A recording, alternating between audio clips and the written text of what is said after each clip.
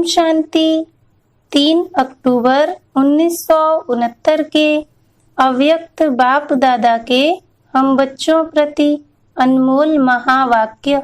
मुरली का सार, संपूर्ण समर्पण की निशानियां।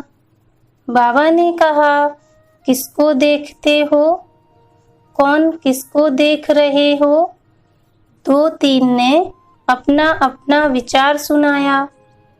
आज बाप दादा अपने पूर्ण परवानों को देख रहे हैं, क्योंकि कहाँ तक परवाने बने हैं वो देखने आए हैं।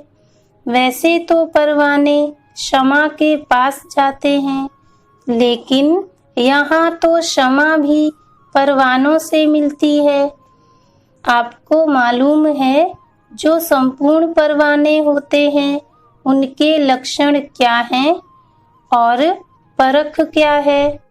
हर एक ने सुनाया। आप सबने जो सुनाया वो यथार्थ है। मुख्य सार तो यही निकला कि जो परवाने होंगे वो एक तो क्षमा के स्नेही होंगे, समीप होंगे और सर्व संबंध उस एक के साथ ही होंगे। तो सर्व संबंध, स्नेही, समीप और साहस। जो संपूर्ण परवाने होते हैं उनमें यह चारों ही बातें देखने में आती हैं। तो आप सबको यहाँ भट्टी में किस लिए बुलाया है? जो यह 4 बातें सुनाई हैं वो चारों ही बातें अपने संपूर्ण परसेंटेज में धारण करनी है। 1% भी कम नहीं होना चाहिए। कई बच्चे कहते, हम हैं तो सही, लेकिन इतने परसेंट। तो जिनमें परसेंट की कमी हो गई तो उनको संपूर्ण परवाना नहीं कहेंगे। वो परवाना दूसरी क्वालिटी का कहा जाएगा, जो कि चक्र ही काटने वाले होते हैं। एक होते हैं शीघ्र, एक ही बार क्षमा पर फिदा होने वाले। दूसरे होते हैं सोच समझकर कदम उठाने वाले। तो जो सोच समझकर कदम उठाते रहेंगे उनको कहेंगे फेरी पहनने वाले, चक्र काटने वाले। तो दूसरी क्वालिटी वाले परवाने कई प्रकार के संकल्पों, विघ्नों और कर्मों में ही चक्र काटते रहते हैं। तो आज पांडव सेना को भट्टी में बुलाया है। कहीं पर भी कोई फैक्ट्री होती है तो जो बढ़िया फैक्ट्री होती है उसकी छाप लगती है। अगर उस फैक्ट्री की छाप नहीं होती है तो वो चीज इतनी नहीं चलती है। इस रीति आप भी जो भट्टी में आए हो तो यहाँ भी छाप लगाने के लिए आए हो। ट्रेडमार्क होता है ना, आप फिर कौन सी छाप लगवाने लिए आए हो? संपूर्ण सरेंडर या संपूर्ण समर्पण का छापा अगर नहीं लगा तो मालूम है कि क्या होगा। जैसे छापा न लगी हुई चीज की वैल्यू कम होती जाती है, उसी रीति से आप आत्माओं की भी स्वर्ग में वैल्यू कम हो जाएगी। तो अपनी राजधानी में समीप आने लिए यह छापा लगाना ही पड़ेगा। माताओं को तो नष्टो मोहा का मंत्र मिला और पांडव सेना को संपूर्ण समर्पण का। पांडवों का ही गायन है कि गलकर खत्म हो गए। पहाड़ों पर नहीं, लेकिन ऊंची स्थिति में गल गए। निचाई से बिल्कुल ऊपर जो अव्यक्त स्थिति है उसमें गल गए, अर्थात उस अव्यक्त स्थिति में संपूर्णता को प्राप्त हुए। यह पांडवों का यादगार भी है। उस यादगार की याद दिलाने और प्रैक्टिकल में लाने लिए भट्टी मिली है। बाबा ने कहा, संपूर्ण समर्पण किसको कहा जाता है? जो संपूर्ण समर्पण अर्थात तन, मन, धन और संबंध, समय सब में अर्पण। अगर मन को समर्पण कर दिया तो मन को बिना श्रीमत के यूज नहीं कर सकते। धन को श्रीमत से यूज करना तो सहज है, तन को भी यूज करना सहज है, लेकिन मन सिवाय श्रीमत के एक भी संकल्प उत्पन्न नहीं करे। इस स्थिति को कहा जाता है संपूर्ण समर्पण। इसलिए ही मन मना भव का मुख्य मंत्र है। अगर मन संपूर्ण समर्पण है तो तन, मन, धन, समय, संबंध शीघ्र ही उस तरफ लग जाते हैं।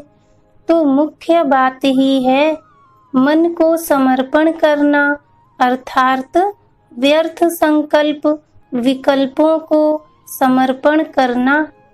वो ही परख है संपूर्ण परवाने की। संपूर्ण समर्पण वालों को मन में सिवाय उनके बाप दादा के गुण, कर्तव्य और संबंध के कुछ और सूझता ही नहीं। अब बताओ कि ऐसा छापा लगाया हुआ है जैसे आजकल के जमाने में आप लोग जब दफ्तरों में काम करते हो तो कभी कभी दफ्तर की जो चीजें होती हैं वो अपने काम में लगा देते हो। इसी रीति जो आपने समर्पण कर दिया तो वह आपकी चीज नहीं रही। जिसको दिया उनकी हुई, तो उनकी चीज को आप अपने कार्य में यूज नहीं कर सकते हो।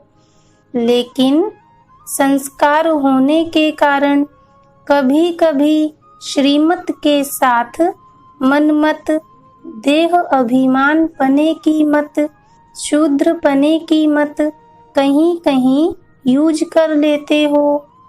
इसलिए ही कर्मातीत अवस्था व अव्यक्त स्थिति सदा एक रस नहीं रहती है, क्योंकि मन भिन्न भिन्न रस में है तो स्थिति भी भिन्न भिन्न है। एक ही रस में रहे तो एक ही स्थिति रहे। बाप दादा बच्चों को हल्का बनाते हैं और बच्चे जानबूझकर अपने पर बोझ ले लेते हैं, क्योंकि 63 जन्मों से विकर्मों का बोझ, लोक मर्यादा का बोझ उठाने के आदी बन गए हैं। इसलिए बोझ उतार कर भी फिर रख लेते हैं। जिनकी जो आदत होती है वो आदत से मजबूर हो जाते हैं ना। इसलिए अपनी आदत होने कारण अपनी जिम्मेदारी फिर अपने पर ही रख देते हैं। एक एक पांडव अगर संपूर्ण समर्पण बनकर ही निकले तो बताओ क्या होगा। जब पांडव सेना तैयार हो जावेगी तो कौरव और यादव मैदान में आ जाएंगे और फिर क्या होगा? आपका राज्य आपको प्राप्त हो जाएगा। जब तक वायदा नहीं किया कि जो सोचेंगे, बोलेंगे, जो सुनेंगे, जो करेंगे सो श्रीमत के बिना कुछ नहीं करेंगे, तब तक इस भट्टी से लाभ नहीं ले सकते हैं। ऐसा ही उमंग उत्साह लेकर आए हो ना, कुछ बनकर ही निकलेंगे, बदल कर ही निकलेंगे, यह सोचकर आए हो ना। घबराहट तो नहीं होती है। जितना जितना गहराई में जाएंगे उतना ही घबराहट गायब हो जाएगी। जब तक किसी भी बात की गहराई में नहीं जाते हैं तो घबराहट होती है। जैसे सागर के ऊपर ऊपर की लहरों में घबराहट होती है, लेकिन सागर के तले में गहराई में क्या होता है? बिल्कुल शांत, और शांत के साथ प्राप्ति भी होती है। इसलिए जब भी कोई घबराहट की बात आए तो गहराई में चले जाना, तो घबराहट गायब हो जाएगी। अब लक्ष्य और लक्षण कौन से धारण करने हैं? इसमें जो नंबर 1 होंगे उनको क्या देंगे? भविष्य में तो राजधानी लेंगे ही, लेकिन यहाँ भी सौगात मिलेगी। इसलिए हर एक यही प्रयत्न करे कि हम तो नंबर 1 में आएंगे, 2 नंबर वाले को नहीं मिलेगी। जो विन करेंगे वो 1 नंबर पाएंगे। विन करने की कोशिश करो तो 1 जाएंगे। अच्छा, आपको बिंदी लगानी है, वह बिंदी रूप ही हो। टीके कितने प्रकार के होते हैं? आज आपको डबल टीका लगाते हैं, संगम पर निरोगी बनने का और भविष्य में राजभाग का। बिंदु रूप की स्मृति रखने के लिए बिंदी लगाते हो। बिंदी लगाते लगाते बिंदी बन जाएंगे। कोई भी व्यर्थ संकल्प आए तो उनको बिंदी लगा दो, तो बिंदी बन जाएंगे। अच्छा, ओम शांति।